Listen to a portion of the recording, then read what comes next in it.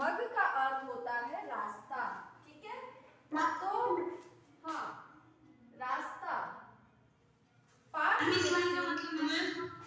संख्या 16 वन के मार्ग में, वन के मार्ग में। डग मतलब कदम, डग मतलब होता है कदम। इन सारे शब्दों के अर्थ, बेटा मैंने सारे शब्दों के अर्थ आप लोगों को लिखवा दिए हैं, एक एक शब्द के अर्थ बताया मैंने। Ma'am, your voice is not coming clearly. मैंने एक एक शब्द के अर्थ लिखवा दिए बेटा, आप लोग लिखिए अभी प्रसंग, है ना। यहां लिखेंगे प्रसंग,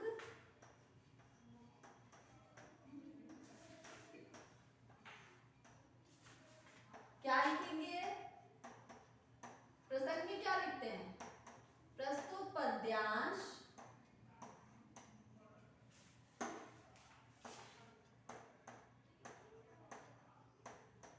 हमारी पाठ्य पुस्तक,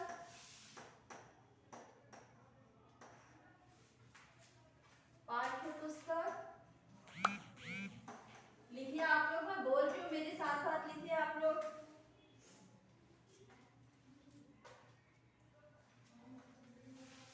बसंत एक, पुस्तक का नाम क्या है, बसंत भाग 1 में संकलित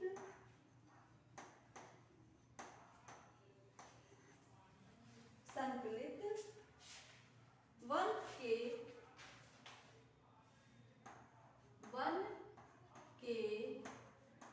मार्ग, वन के मार्ग,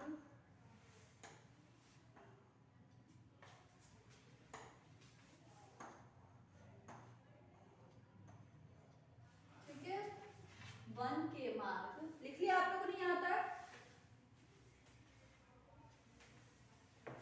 में, वन के मार्ग में को कॉमा में लिखेंगे, से ली गई है। इस सवैया के या इस पाठ के रचयिता या यह सवैया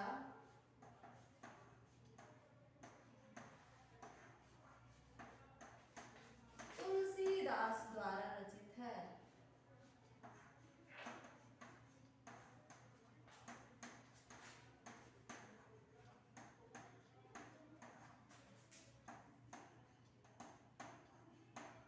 रचित है, ठीक है, लिखिए आप लोगों ने यहां तक, यह सवैया या तुलसीदास द्वारा रचित है। Yes. कंप्लीट हो गया आप लोगों का? Yes. Ma'am, is no ma'am. No ma'am. Good, No ma'am. No ma'am. चलिए लिखिए फटाफट लिखिए आप लोग। Ma'am, whiteboard दीजिए. Ma'am, please. Yes, ma'am. I understand. I'll get it to.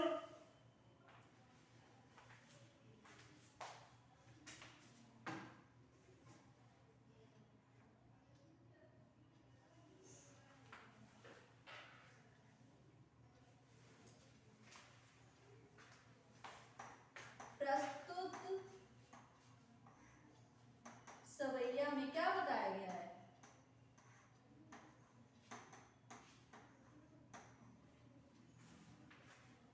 Sita ji के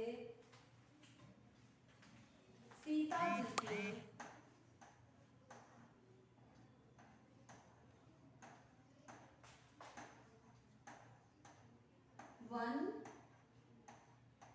गमन यानी वन में जाने की, गमन यानी जाना, वन गमन गमन में के कठिनाइयों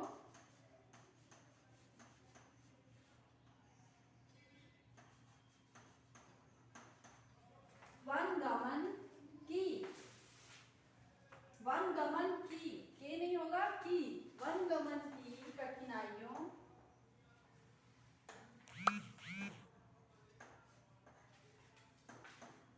का वर्णन किया गया है ना।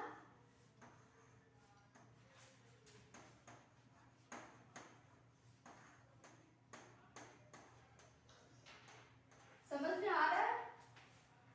कहीं कहीं पे बोर्ड पे पेन नहीं चलता है, जिसकी वजह से वहां पे वो अक्षर आपको समझ में नहीं आएगा, तो वहां पूछ सकते हैं, या फिर मैं बोल रही हूँ तो आप ध्यान से सुनिए, ठीक है। प्रस्तुत सवैया, ये सवैया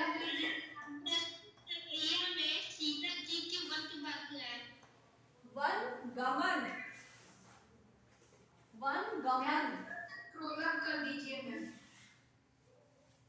वन गमन की कठिनाइयों का वर्णन किया गया है, किया गया है। अब नीचे आप लोग लिखेंगे व्याख्या, फिर हम दूसरा सवैया पढ़ेंगे। व्याख्या लिखने के बाद हम दूसरा सवैया पढ़ेंगे। फटाफट लिखिए आप लोग। Please scroll up a little bit, ma'am.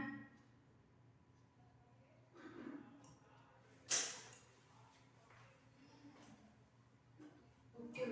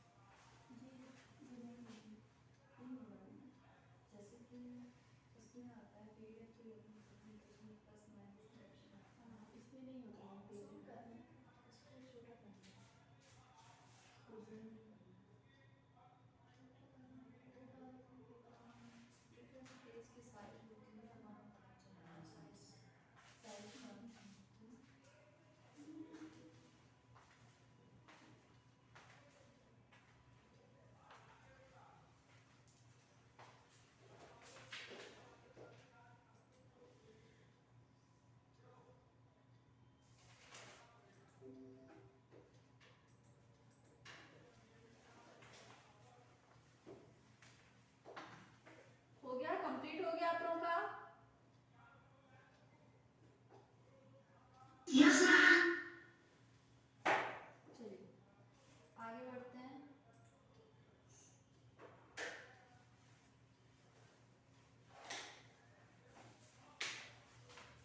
आगे लिखिए आप लोग व्याख्या।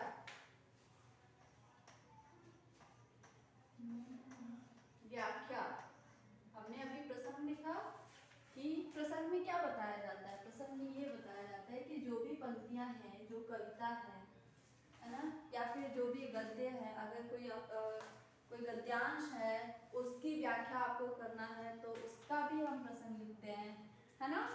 तो इसकी व्याख्या प्रसंग वो होता है जहाँ पे इन लाइनों के बारे में बताया जाता है कि ये कौन से पाठ से लिया गया और किस पुस्तक से यहाँ पे ये लाइनें दी हुई हैं, ठीक है। तो प्रसंग आप लोगों का कंप्लीट हुआ।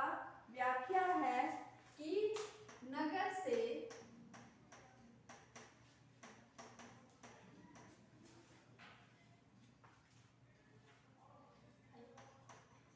उड़ते निकसी, उड़ते यानी नगर से, निकसी यानी निकलती है। तो हम अगर व्याख्या लिखते हैं तो सेंटेंस बनाते हैं, हाँ। तो नगर से निकलते ही, निकलती नहीं, निकलते ही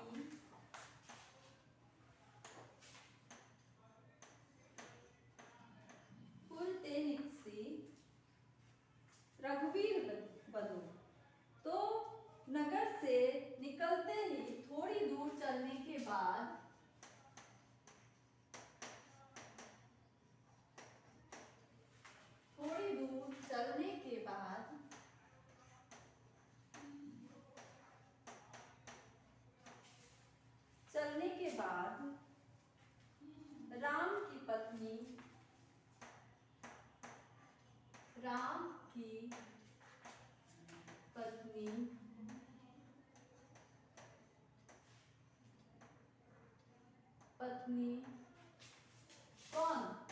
सीता जी।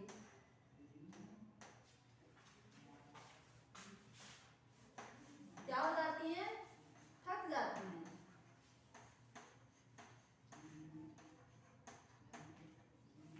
फिर उनके माथे पे पसीने आने बिल्कुल सही। ये मतलब क्या होता है? उनके माथे पर पसीना आने लगता है। इसका मतलब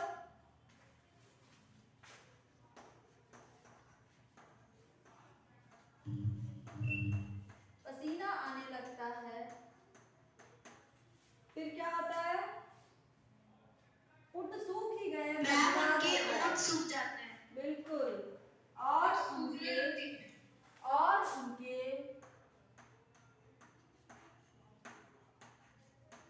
कोमल होठ मधुराधर, है ना? तो कोमल होठ क्या होते हैं? सूख जाते हैं। गुड, सूख जाते हैं। लिखिए आप लोग।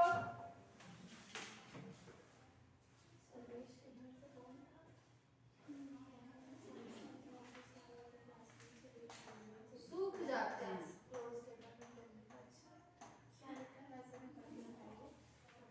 फिर आगे क्या होता है? फिर बूझती हैं चलनो अब कहती, और वे राम से पूछती हैं, वे श्री राम से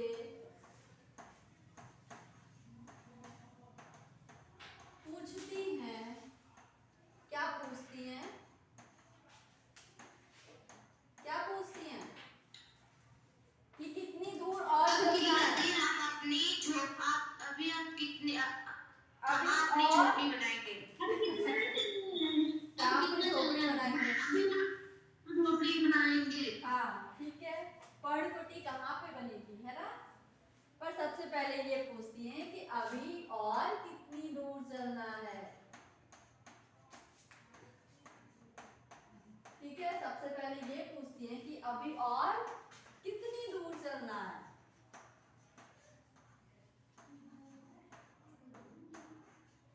फिर पूछती हैं कि कहाँ पे है आपकी वो पर्णकुटी, कहाँ बनेगी, है ना? तथा पर्णकुटी यानी पत्तों की कुटिया, है ना? तो पर्णकुटी कहाँ बनानी है?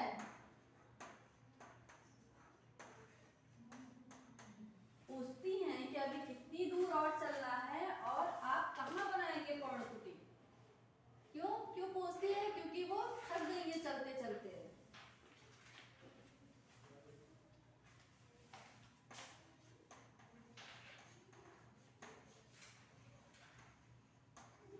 तो अब आगे क्या होता है? चौथी लाइन में क्या दिया हुआ है?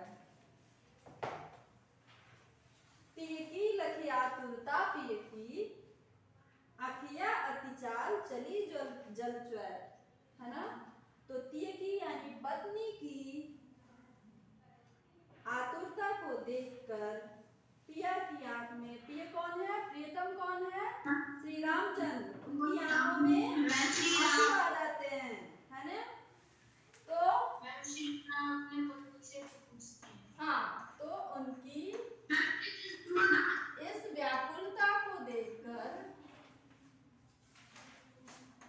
आतुरता यानी व्याकुलता, बेचैनी, है ना? व्याकुलता को देखकर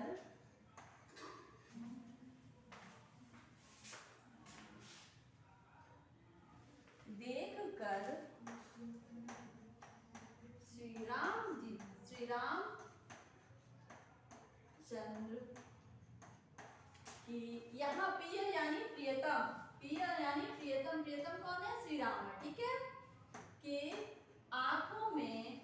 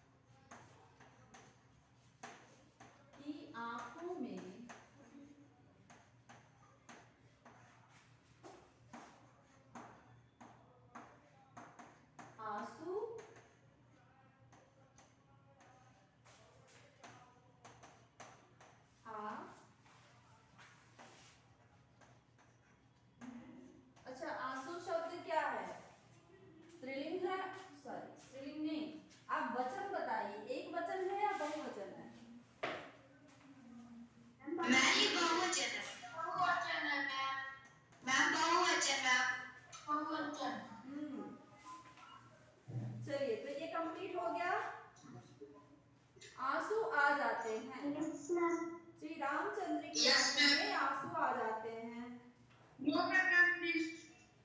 चलिए तो अब दूसरा पढ़ते हैं हम। Yes ma'am. ठीक है, दूसरा सवैया दिया हुआ है।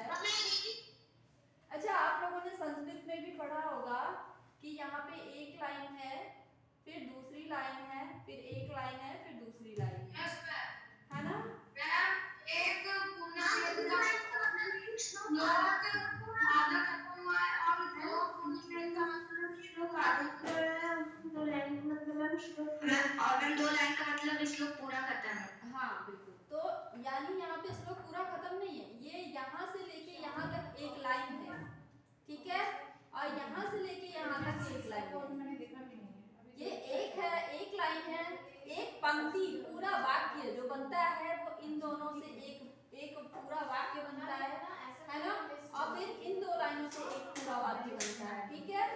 तो सिर्फ आंसू के बाद क्या लिखा है?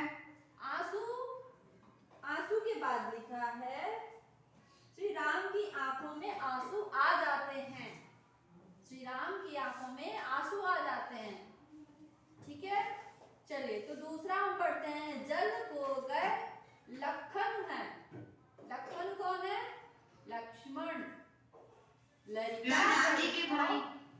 लरिका परिखो पिय छान घरीक हैं हुए ठाड़े पोछ पसेव बयारी करो अर पाए पखारी हो भूभुरी डाढ़े तुलसी रघुबीर प्रियाश्रम जान के बैठी विलंब लो कंटक काढ़े जानकी नाम को नेह लख्यो फूल को तनुबारी विलोचन बाढ़े, है ना?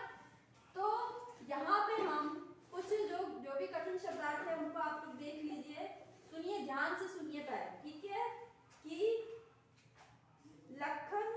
लखन यानी जल को गए हैं, लखन यानी लक्ष्मण जल को गए हुए हैं। लड़का परिखो भी, लड़का यानी बालक, लड़का, परिखो यानी इंतजार करो, पिय छान घरीक बैठाड़ो, है ना? तो पिय का अर्थ आपको पता है, प्रियतम, छान घरीक बैठाड़ो, छाम मतलब छाया, घरीक मतलब एक घड़ी या कुछ समय, एक घड़ी या कुछ समय, ठाड़े मतलब खड़े होके इंतजार कर लेते हैं। लक्ष्मण गए हैं, लड़के हैं, पानी लेने के लिए गए हैं, तो कुछ समय के लिए, कुछ घड़ी के लिए छाया में बैठकर इंतजार कर लीजिए। पोंछ का अर्थ होता है पोंछना, पसेव यानी पसीना, बयार यानी हवा, करो, अरु यानी और, पाय यानी पैर, पखारी हो यानी धोऊंगी, भूभुरी यानी गर्म बालू, दाढ़े का अर्थ होगा दाढ़ना। नेक्स्ट, श्रम मेहनत आपको पता है, तुलसी रघुवीर प्रिया श्रम जानी के, है ना? रघुवीर प्रिया श्रम जानी के। विलंब का अर्थ होता है देर। लो कंटक काढ़े, कंटक यानी काटा, लो का अर्थ होगा तक, है ना? तब तक। कंटक यानी काटा, काढ़े का अर्थ क्या होगा? निकालना। काढ़े का अर्थ होता है निकालना। जानकी किसको कहा गया है? सीता को, है ना? नाम को नेह लख्यो, नाम मतलब नाथ, नेह मतलब प्रेम, लख्यो मतलब देखा, पुल को यानी पुलकित, तनु का अर्थ होता है शरीर, तनु का अर्थ होता है शरीर,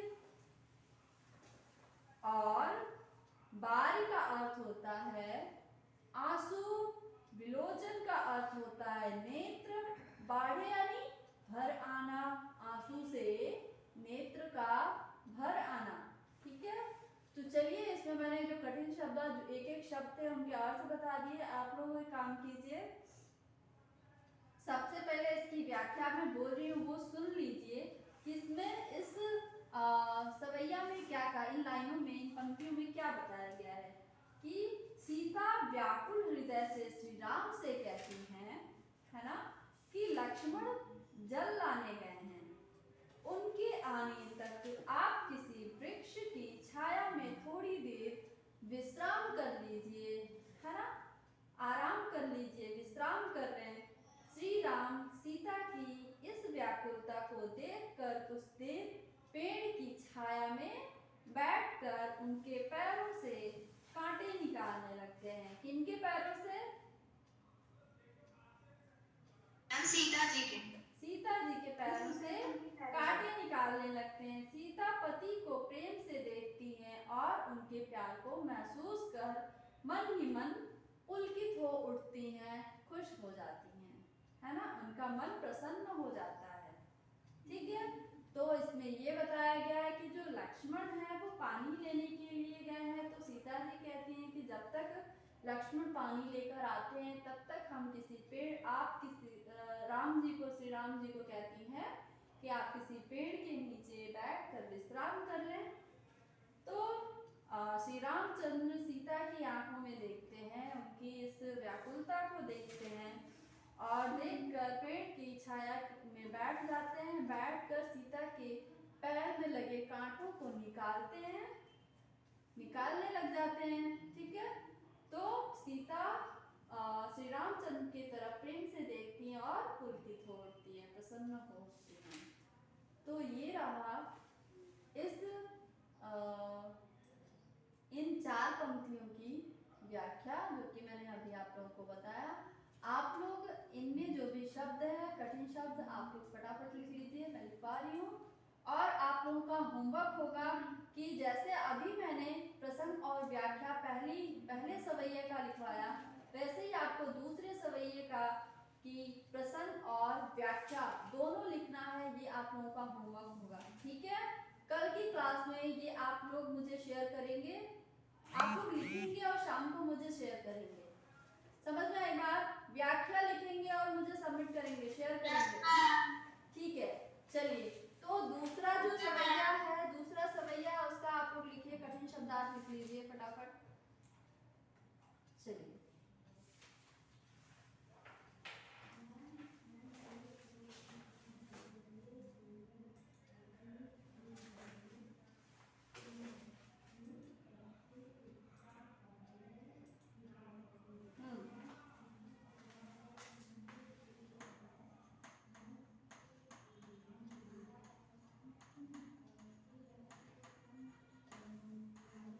कठिन शब्दार्थ, शब्द और अर्थ लिखेंगे आप लोग। पहला शब्द है लक्षण, तो पता है आप लोगों को, हाँ, लड़का लिखिए, लड़का यानी लड़का, बालक। लक्षण भी लिख दीजिए। शब्दार्थ लिख लिया ना, माँ शब्दार्थ पहले से लिख लिया बेटा, वो पहले सवैया का लिखे थे आप, ये दूसरे सवैया का है। वो जो कठिन शब्दार्थ थे वो सिर्फ पहले सवैया का था, ये दूसरे सवैया का है।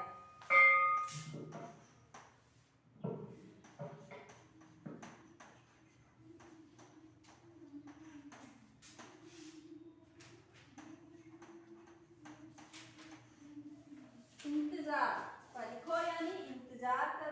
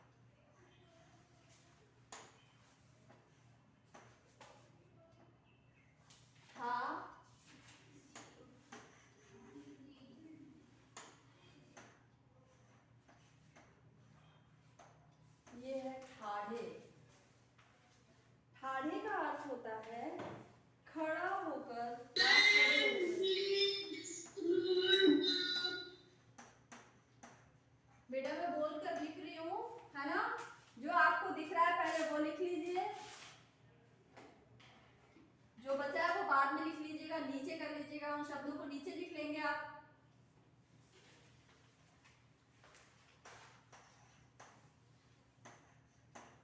श्रम, मेहनत,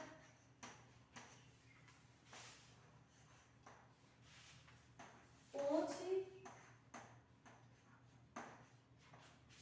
पोछना। आपने ये घड़ी का में क्या है? क्या? मैम घड़ी घड़ी का अर्थ होता है एक घड़ी, घड़ी, एक घड़ी घड़ी, ठीक है। कुछ समय, थोड़ी देर, ये हो सकता है। इसका अर्थ होता है एक घड़ी, कुछ समय। आपने इस बारे में क्या लिखा है? पाय, पैर। आज हम इतना ही लिखते हैं। 10 पसेव, पसेव। यार आपने साथ में क्या लिखा है? मैम आपने शर्ट वाले में क्या लिखा है? पसीना, ठीक है। आगे कुछ शब्द हैं जो कि कल की क्लास में करेंगे।